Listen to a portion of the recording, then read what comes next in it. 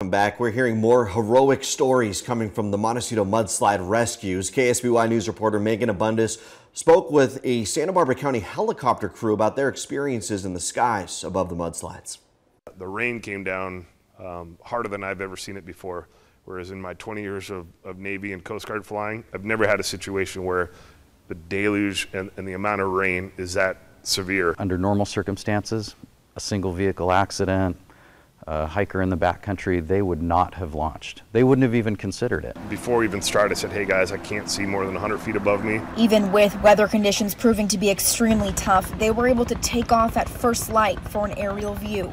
Magnitude of the destruction, that's when it hit us. There were fires burning at the north side of the canyon from the natural gas explosion of the houses, and then the mudslide just crept south toward the ocean, and there were boulders and cars and massive amounts of debris. The two crews were able to hoist and rescue more than 20 people. They're scared, they're cold, a lot of them are in shock, and then a helicopter is hoisting you up. I can imagine not a comfortable situation. I could see there was mud caked everywhere, and that's kind of the whole theme of all the people that we helped rescue is mud covered every part of these people. The pilot spoke with one man who had a broken leg. I have a picture of it when he was on the stretcher, and I said, you know, thank God at least you're safe.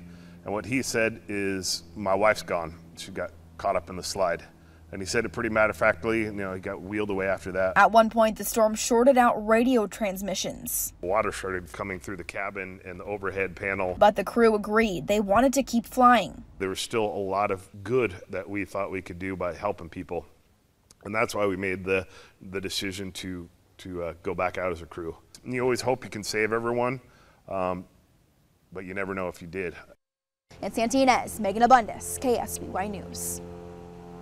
The crew told us they operated for nearly 14 hours until an electrical fire sparked in the helicopter and they had to make an emergency landing.